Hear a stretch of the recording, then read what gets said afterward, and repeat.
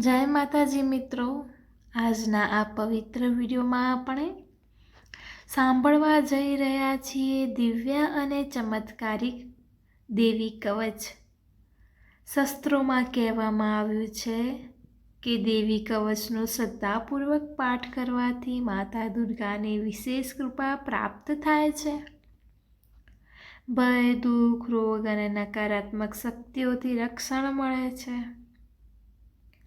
દેવી કવચ માત્ર એક સ્ત્રોત નથી, પરંતુ માતાજીનું દિવ્ય રક્ષણ કવચ છે, જે ભક્તના જીવનમાં સુખ, શાંતિ અને આત્મવિશ્વાસનો સંચાર કરે છે. તેથી વિડીયોને અંત સુધી જરૂર સાંભળજો અને સંપૂર્ણ ભક્તિભાવ સાથે દેવી કવચનો પાઠ કરજો. ચાલો હવે માતા જગદંબાનું સ્મરણ કરીને દેવી કવચનો પ્રારંભ કરીએ. માર્કંડેયજીએ કહ્યું, હે પિતામહ, જે આ સંસારમાં પરમ ગોપનીય અને મનુષ્યોનું બધી રીતે રક્ષણ કરનારું છે, અને જેને તમે અત્યાર સુધી બીજા કોઈ સામે પ્રગટ ન કર્યું હોય, એવું કોઈ સાધન મને કહી બતાવો. બ્રહ્માજી બોલ્યા, હે બ્રાહ્મણ, એવું સાધન તો એકમાત્ર દેવીનું કવચ જ છે, જે ગોપનીય કરતાં પણ પરમ ગોપનીય, પવિત્ર તથા બધા પ્રાણીઓ ઉપર ઉપકાર કરનારું છે. હે મહામુનિ, તે સાંભળો. દેવીની 9 મૂર્તિઓ છે, તેમને નવદુર્ગા કહે છે. તેમના અલગ અલગ નામો બતાવવામાં આવે છે. પહેલું નામ શૈલપુત્રી છે, બીજું નામ બ્રહ્મચારિણી છે, ત્રીજું નામ ચંદ્રઘંટા નામ પ્રસિદ્ધ છે. ચોથી મૂર્તિને કુષ્ઠમાંડા કહે છે અને પાંચમી દુર્ગાનું નામ સ્કંદ માતા છે. છઠ્ઠી દુર્ગાનું નામ કાત્યાની છે અને સાતમું સ્વરૂપ કાલરાત્રિ અને આઠમું મહાગૌરી અને નવમી દુર્ગા એટલે સિદ્ધિદાત્રી. આ બધા નામ વેદ ભગવાન દ્વારા કહેવામાં આવ્યા છે. જ્યારે કોઈ મનુષ્ય અગ્નિથી સળગી રહ્યો હોય, યુદ્ધ ભૂમિમાંથી ઘેરાઈ ગયો હોય, સંકટમાં ફસાઈ ગયો હોય તેનું તથા કોઈ ભયથી ડરી ગયો હોય અને દુર્ગાનું શરણ લીધું હોય તેનું ક્યારેય કોઈ અમંગળ થતું નથી. યુદ્ધના સમયે મુશ્કેલીઓ હોવા છતાં પણ તેની કોઈ વિપત્તિ ઉદ્ભવતી નથી. તેને શોક, દુઃખ અને ભય પ્રાપ્ત થતા નથી. જેમણે દેવીનું ભક્તિપૂર્વક સ્મરણ કર્યું છે તેમનો અભુત્ય નક્કી જ છે. હે દેવી, જેઓ તમારું ચિંતન કરે છે તેમનું તમે ચોક્કસ કલ્યાણ કરો, રક્ષણ કરો છો. ચામુંડા દેવી પ્રેત ઉપર આરુદ્ધ થયેલા હોય છે અને વારાહી પાડા પર સવારી કરે છે. ઐન્દ્રીનું વાહન ઓરાણ હાથી છે, વૈષ્ણવી ગરુડ પર આવે છે, માહેશ્વરી આખલા પર આરૂઢ થયેલા હોય છે. કૌમારીનું વાહન મોર છે, વિષ્ણુ પ્રિય લક્ષ્મી કમળ વિરાજમાન છે અને તેમના હાથમાં લાલ કમળ છે. આખલા પર આરૂઢ થયેલી દેવી ઈશ્વરની એ શ્વેત વસ્ત્ર ધારણ કરી રાખ્યા છે. બ્રાહ્મી હંસ પર બેઠેલા છે અને બધા જ આભૂષણો ધારણ કર્યા છે. આ બધી દેવીઓ માતાઓ યોગ્ય શક્તિઓથી સંપન્ન છે, જેઓ અનેકવિધ આભૂષણો પહેરવાથી શોભે છે. તેમણે અનેક રત્નો ધારણ કર્યા છે, ક્રોધથી ભરેલી છે અને ભક્તોનું રક્ષણ કરનાર રથમાં બેઠેલી છે. આ દેવીઓના હાથમાં શંખ, ચક્ર, ગદા, શક્તિ, હળ, મૂષળ, ખેટર, તોમર, કુહાડી, દોરડું, કુંત, ત્રિશૂળ અને ઉત્તમ સારંગ ધનુષ્ય ધારણ કરેલા છે. દૈત્યોના શરીરનો નાશ કરવો અને ભક્તોને અભણ દાન, દેવતાઓનું હિત કરવું એ તેમના શસ્ત્ર ધારણનો ઉદ્દેશ છે. મહારુદ્ર રૂપ, અત્યંત ઘોર પરાક્રમી, મહાબલી અને મહા ઉત્સાહયુક્ત હે દેવી, તમે મહાન ભયનો નાશ કરનાર છો. તમને નમસ્કાર છે. તમારી સામે જોવું પણ મુશ્કેલ છે. શત્રુઓના ભય વધારનાર એ હે જગદંબિકા, મારું રક્ષણ કરો. પૂર્વ દિશામાં ઐન્દ્રી શક્તિ મારું રક્ષણ કરે. અગ્નિ ખૂણામાં અગ્નિ શક્તિ, દક્ષિણ દિશામાં વારાઈ તથા નૈગ્નિત્ર ખૂણામાં અડંધારી મારું રક્ષણ કરે. પશ્ચિમ દિશામાં વારાણી અને વ્યાયામ ખૂણામાં હરણ પર સવારી કરનાર દેવી મારું રક્ષણ કરો.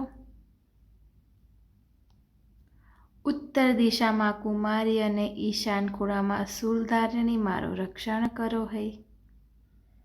હે બ્રહ્માણી, તમે ઉપરની બાજુ મારું રક્ષણ કરો. હે વૈષ્ણવી, તમે નીચેની બાજુ મારું રક્ષણ કરો. આ જ પ્રમાણે સબશેનું વાહન છે તે ચામુંડા દેવી, દસે દિશામાં મારું રક્ષણ કરો. જ્યાં આગળની બાજુએ અને વિજયા પાછળની બાજુએ રક્ષણ કરો.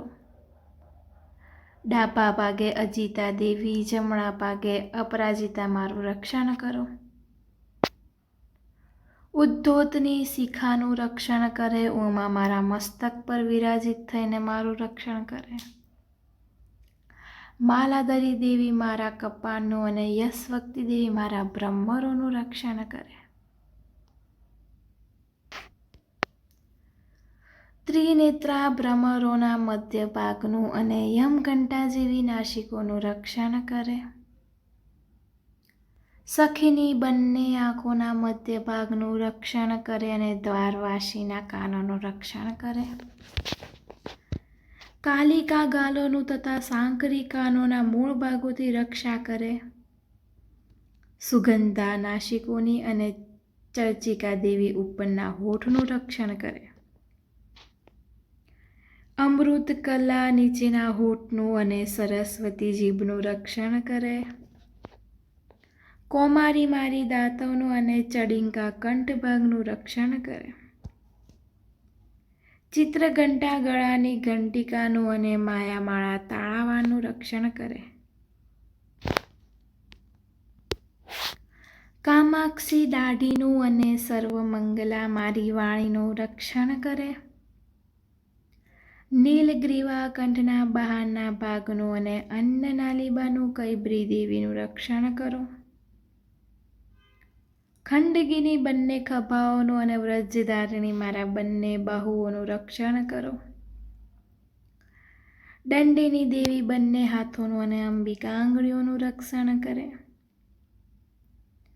શૂલેશ્વરી નખોનું રક્ષણ કરે અને ફૂલેશ્વરી કુખ પેટનું રક્ષણ કરે. મહાદેવી બંને સ્થાનોનું અને શોક વિનાશીનું મનનું રક્ષણ કરે છે. લલિતા દેવી હૃદયનું અને શૂળધારી હૃદયનું રક્ષણ કરે છે. કામિની નાભીનું અને ગૃહેશ્વરી ગૃહાભાગનું રક્ષણ કરો. પૂતના અને કામિકા લિંગનું અને પાડાને વાહન બનાવનાર દેવી ગુંદાનું રક્ષણ કરે છે. ભગવતી કટી પ્રદેશની અને ઘૂંટણોની રક્ષા વિંધ્યવાસી કરે. સર્વ કામનાઓ પૂરી કરનાર દેવી જંધાઓનું રક્ષણ કરે.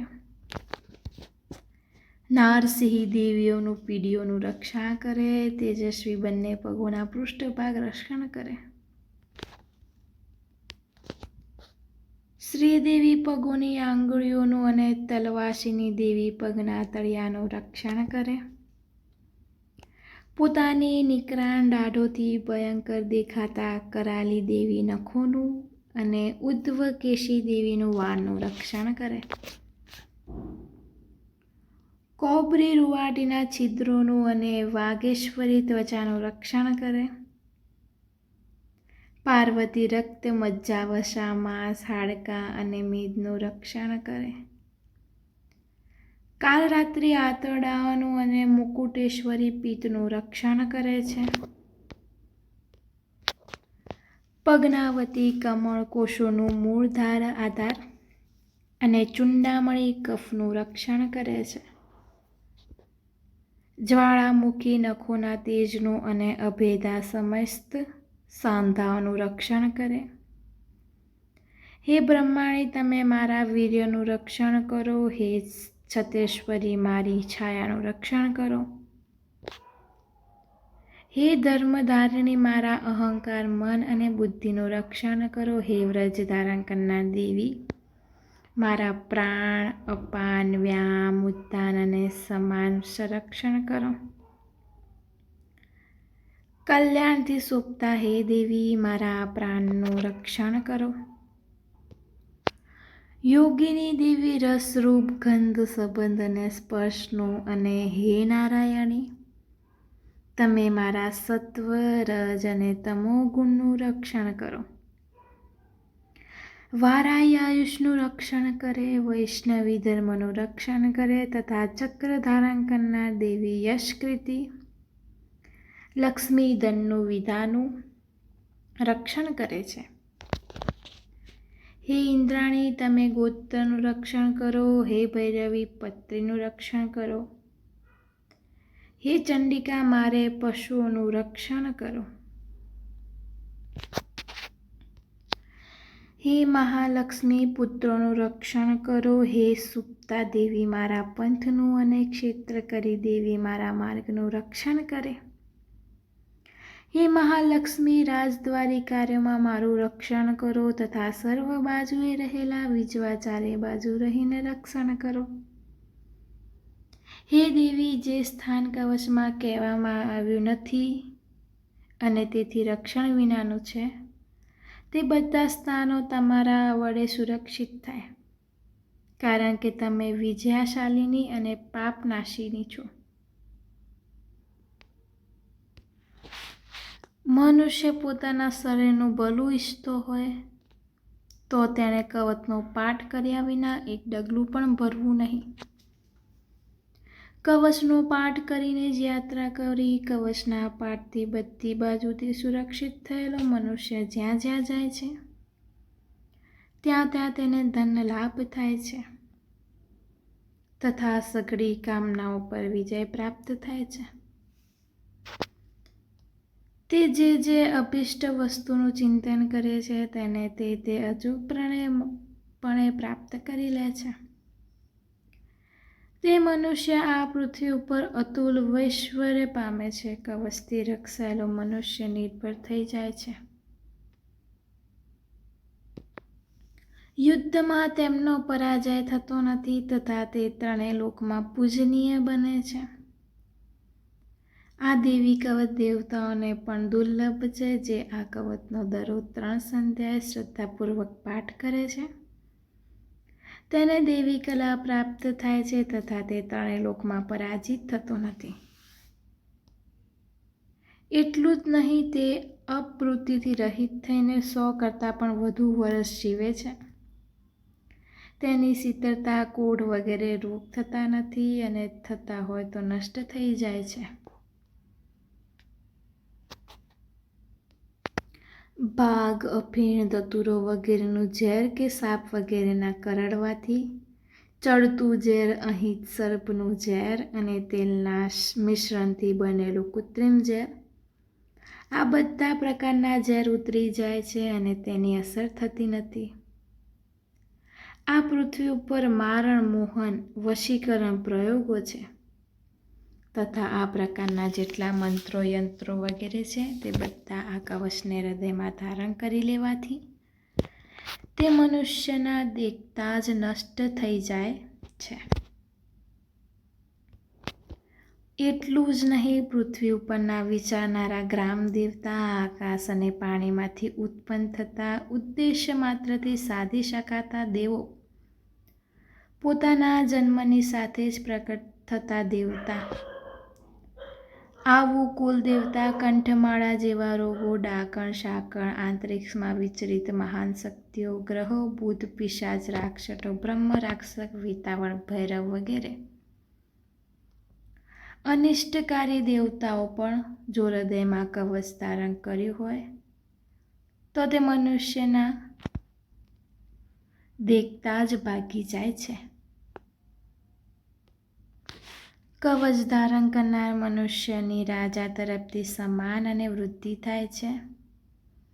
આ કવચ મનુષ્યના તેજની વૃદ્ધિ કરનારું અને ઉત્તમ છે. આ કવચનો પાઠ કરનાર મનુષ્ય પોતાની કીર્તિથી શોભા પામી પૃથ્વી ઉપર પોતાના સુયશ સાથે સાથે વૃદ્ધિ પામે છે. જે પહેલા કવચ કરીને સ્પર્શતી ચંડી પાઠ કરે છે તેની જ્યાં સુધી વન પર્વત હોય ત્યાં સુધી તે આનંદથી યુક્ત આ પૃથ્વી ઉપર રહે છે. તેના પુત્રો પૌત્ર સંતાન પરંપરા બનેલી રહે છે. પછી દેહાંત થતાં તે મનુષ્ય મહામાયાની કૃપાથી નિત્ય પરમપદ પામે છે. જે દેવતાઓને પણ દુર્લભ છે તે સુંદર દિવ્ય રૂપ ધારણ કરે છે અને કલ્યાણ શિવની સાથે આનંદનો ભાગી બને છે. શ્રી દુર્ગા દેવીની કૃપાથી દેવી કવચનો પાઠ પૂર્ણ થયો છે. જે ભક્ત શ્રદ્ધા અને ભક્તિથી આ કવચનું પાઠન કરે તેમના સર્વ ભય, દુઃખ અને અવરોધો દૂર થાય છે અને માતાજીની કૃપા પ્રાપ્ત થાય છે. જો તમને આ દેવી કવચનો પાઠ પસંદ આવ્યો હોય તો વિડીયોને લાઈક કરો, શેર કરો અને આવી જ ભક્તિપૂર્ણ કથાઓ, સ્ત્રોતો અને આ પાઠ સાંભળવા માટે અમારી ચેનલને સબસ્ક્રાઈબ કરવાનું ભૂલશો નહીં. ત્યાર સુધી અંબે માતાની જય. બોલો દુર્ગા માતાની જય.